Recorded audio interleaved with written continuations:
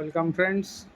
তো এসআর সম্পর্কিত আগের দিনের যে ভিডিওটা দিয়েছিলাম সেখানে একজন কমেন্ট করেছিল যে এসআর নিয়ে যে তথ্য সেটা পরপর পরিবেশন করার জন্য, তার জন্য তাকে অসংখ্য ধন্যবাদ। তো এবারে তো একদম দোরগোড়ায় পৌঁছে গেছি। আগামী 4 তারিখ থেকে শুরু হতে চলেছে এসআর। বিলরা প্রতি বাড়ি বাড়ি যাবে, গিয়ে আপনাদের এনুমারেশন ফর্ম দেবে। তো সেই ফর্মটা কীভাবে ফিল আপ করবেন বা যে ফিল আপ করছে তাকে দিয়ে কীভাবে ফিল আপটা করিয়ে নেবেন সেটাও, বা কাউকে দিয়ে ফিল আপ করিয়ে নেবেন সেটাও হতে পারে। তো কীভাবে করছে সেটাও একটু আপনাদের জানা দরকার, এবং পুরো ডিটেলস এনুমারেশন ফর্মে কোথায় কি লিখবেন, কার নাম লিখবেন, অবশ্যই একটু দেখে নিতে হবে। তো চলুন যাওয়া যাক এনুমারেশন ফর্মে। দেখে নিই যে আগের ডেটগুলো একটু দেখে নিই। দেখুন, প্রিপারেশান অফ ট্রেনিং প্রিন্টিং এটা হওয়ার কথা 28/10 থেকে 3/11/2025, অর্থাৎ 3 তারিখের মধ্যে সমস্ত কিছু ট্রেনিং প্রিন্টিং সব কমপ্লিট করতে হবে। তারপর দেখুন এনুমারেশন ফর পিরিয়ড, মানে অর্থাৎ আসল যে বিষয়টা রয়েছে সেটা 4/11/2025 থেকে 4/12/2025, অর্থাৎ 1 মাস, পুরো 1 মাস ধরে। তো এই 1 মাসের মধ্যে কি কি হবে সেটা এবার দেখাবো। তো এই হচ্ছে সেই এনুমারেশন ফর্ম, যে এনুমারেশন ফর্ম নিয়ে বিএলও আপনার বাড়িতে যাবে। এটা 2 কপি থাকবে বিএলওর সঙ্গে, আর একটা রেজিস্টার থাকবে বিএলওর কাছে। আপনাকে যে এনুমারেশন ফর্মটা দিচ্ছে, কটা দিল সেইটা দিয়ে আপনার একটা সই করিয়ে নেবে। আর বিএলওর সঙ্গে বিএলএও যাবে, অর্থাৎ বুথ লেভেল এজেন্ট যারা থাকবে, অর্থাৎ তারা রাজনৈতিক দলের কর্মী হবেন। হ্যাঁ, তাদের অলরেডি অ্যাপয়েন্ট করা হয়েছে, তারাও সঙ্গে যাবেন, কোনো চিন্তা নেই আপনাদের। তো এবার এখানে দেখুন, প্রথমে রয়েছে electors name, epic address preprinted, অর্থাৎ এইটা আপনার নাম এবং আপনার এপিক অ্যাড্রেস এখানে দেওয়াই থাকবে। সিরিয়াল নম্বর, পার্ট নম্বর সব দেওয়া থাকবে। এখানে একটা কিউআর কোডও দেওয়া থাকবে। আর আপনার ভোটের যে ছবি রয়েছে, বর্তমান যে ছবি, অর্থাৎ 2025 সালের যে ছবি, সেই ছবিটা কিন্তু এই যে ওল্ড ফটো প্রিপ্রিন্টেড যেখানে দেখাচ্ছে সেখানে লেখা থাকবে। আর এখানে পেস্ট কারেন্ট ফটো, অর্থাৎ আপনাকে একটা নতুন পাসপোর্ট সাইজের ফটো কিন্তু এখানে পেস্ট করতে হবে। অর্থাৎ এই ছবিটা অবশ্যই কারেন্ট দেবেন, তার কারণ এই ছবিটাই কিন্তু নতুনভাবে ভোটার যে ছবি বের হবে, মানে এপিক যেটা বের হবে, সেটাতে কিন্তু আপনার এই ছবিটাই কিন্তু থাকবে। তাই অবশ্যই কারেন্ট ছবি দেবেন, অবশ্যই কারেন্ট ছবি দেবেন। এবার কি থাকবে, এইবার ধরুন date of birth, date of birth থাকবে এখানে। ডেট অফ বার্থ আপনাকে লিখতে হবে। আচ্ছা, তারপর Aadhaar number, mobile number, father's name, guardian name, EPIC number যদি থাকে, মাদার্স নেম, এপিক নম্বর যদি থাকে অবশ্যই লিখবেন। স্পাউস নেম যদি থাকে, হ্যাঁ, অর্থাৎ এটা মহিলাদের ক্ষেত্রে তার স্বামীর নাম লিখবে এবং স্বামীর এপিক নম্বর সহ লিখবে।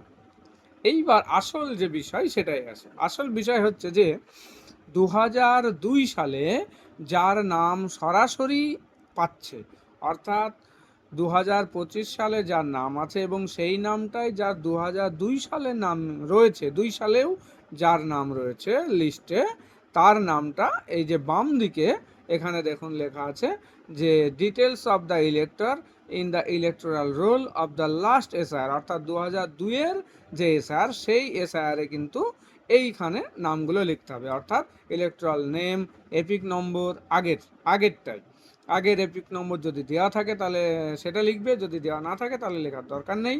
রিলেটিভ নেম, অর্থাৎ বাবার নাম, রিলেশনশিপ, বাবা হবে তাহলে ডিস্ট্রিক্ট, যে জেলায় আপনি বাস করছেন, স্টেট, এবং অ্যাসেম্বলির নেম পুরাতনটাই লিখবেন। অ্যাসেম্বলির নেম কিন্তু পুরাতনটা, অর্থাৎ বিধানসভার যে নাম সেটা কিন্তু পুরাতনটাই, অর্থাৎ 2002-এ যে অ্যাসেম্বলি ছিল সেইটাই লিখবেন। ওকে, এইবার নেক্সট যেটা, সেটা হলো যাদের নাম 2002-এ নেই, অর্থাৎ যাদের 2002-এর যে এসআর, সেই এসআর লিস্টে যাদের নাম নেই তাদের ক্ষেত্রে কি করতে হবে, ডান দিকের কলামটা ফিল আপ করতে হবে, ডান দিকে। অর্থাৎ বলছে দেখুন এখানে যে details of the relative whose name given SR previous column in the last SR, অর্থাৎ যার নাম এসআরে 2002-এর লিস্টে নেই তার নামটা এখানে তাদের রিলেটিভের নাম লিখতে হবে। তাহলে রিলেটিভ বলতে এখানে কার কার নাম সেইটা এবার ক্লিয়ার করতে হবে। রিলেটিভ বলতে এখানে প্রথম প্রায়োরিটি হচ্ছে বাবা অথবা মা, বাবা অথবা মা। তাহলে বাবার নাম প্রথমে নেমে, হ্যাঁ, নেমে তার নাম লিখবে, অর্থাৎ মানে যে ব্যক্তি তার নাম লিখবে, তার এপিক নম্বর লিখবে। রিলেটিভ নেমে তার নাম লিখবে, মানে তার বাবার নাম। অর্থাৎ এখানে যে ব্যক্তি মানে ওপরে যার নাম লেখা রয়েছে, ওপরে যার নাম মানে ইলেকট্রাল নেম, এখানে ওপরে একদম ওপরে দেখুন ইলেকট্রাল নেম, যেখানে এপিক অ্যাড্রেস প্রিপ্রিন্টেড যেটা থাকবে সেখানে যার নাম থাকবে তার রিলেটিভের নেম কিন্তু এখানে লিখতে হবে। অর্থাৎ তার বাবা অথবা মা তার নাম লিখবে, তার এপিক নম্বর লিখবে। এবার রিলেটিভ মানে রিলেটিভের নেম, অর্থাৎ কে হচ্ছে মানে তার বাবার নাম লিখবে এখানে। আর রিলেশনশিপ মানে কে হচ্ছে, বাবা না মা না আর কেউ। এবার জেলা, স্টেট আর এসি নেম হচ্ছে, সেটাও কিন্তু ওই পুরাতনটাই লিখতে হবে। এবার এখানে একটা জিনিস উল্লেখ করা ভীষণ জরুরি, সেটা হলো যে যদি বাবা মার নাম না থাকে তাহলে কার নাম লিখবে। তাহলে বাবা মার নাম যদি না থাকে তাহলে ঠাকুরদা,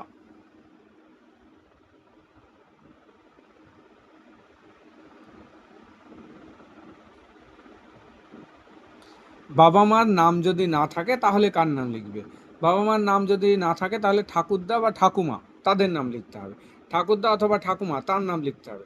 এবার ঠাকুরদা ঠাকুমা এর সঙ্গে নতুন একটা অপশান জুড়ে দিয়েছে, সেটা হলো মার বাবা অর্থাৎ দাদু বা দিদা, তার নামও কিন্তু এখানে এন্ট্রি করা যাবে।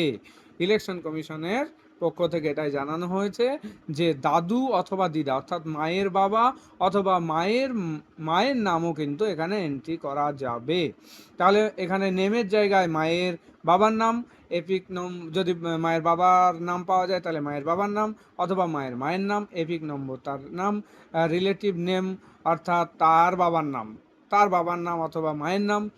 রিলেশনশিপ তাহলে যদি দাদু হয় তাহলে দাদু, যদি দিদিমা হয় মানে দিদা হয় আর কি, তাহলে দিদিমা বা দিদা। ডিস্ট্রিক্ট সেই ডিস্ট্রিক্টের নাম লিখতে হবে, স্টেট ওয়েস্ট বেঙ্গল বা অন্য স্টেট হতে পারে। এসি নেম অর্থাৎ পুরাতন যে 2002-এর যে এসি নেম ছিল সেটাই লিখতে হবে। এখানে এসি নাম্বার আর পার্ট নম্বর সিরিয়াল নম্বর, হ্যাঁ, কিন্তু দিতে হবে। সেই AC name, part number, serial number এখানে কিন্তু দিতে হবে।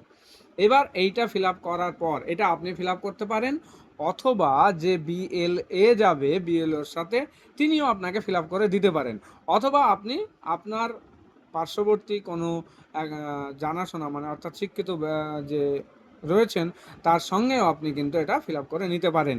তবে খুব সাবধানে ফিল আপ করবেন এবং যদি কোনো সমস্যা হয় অন্য কাউকে জিজ্ঞেস করবেন না, শুধুমাত্র জিজ্ঞেস করবেন আপনার বিএলওকে অথবা বিএলও অথবা বিএলএকেই জিজ্ঞেস করবেন। যাকে তাকে জিজ্ঞেস করে ভুল তথ্য কিন্তু পরিবেশন করবেন না। এবং এর পরবর্তীতে এখানে দেখুন নিচে দেওয়াই আছে যে বিএলও কিন্তু আপনার সমস্ত তথ্য ভেরিফাই করে এখানে একটা সিগনেচার করে একটা কপি আপনাকে দেবে, আর একটা কপি কিন্তু আপনার কাছে মানে আপনাকে দিয়ে দেবে, আর একটা কপি জমা নেবে। এখানে কোনো তথ্য কিন্তু মানে কোনো তথ্যের ডকুমেন্টের জেরক্স কপি বা কিছু কিন্তু এখন আপাতত দিতে হচ্ছে না। শুধুমাত্র তাহলে আপনাকে দিতে হচ্ছে কি, শুধু তথ্য দিতে হচ্ছে, তার কোনো নথি কিন্তু এখনই আপনাকে দিতে হচ্ছে না, শুধুমাত্র দিতে হচ্ছে একটা পাসপোর্ট সাইজের ছবি। ওকে, ধন্যবাদ, সবাই ভালো থাকবেন, সুস্থ থাকবেন।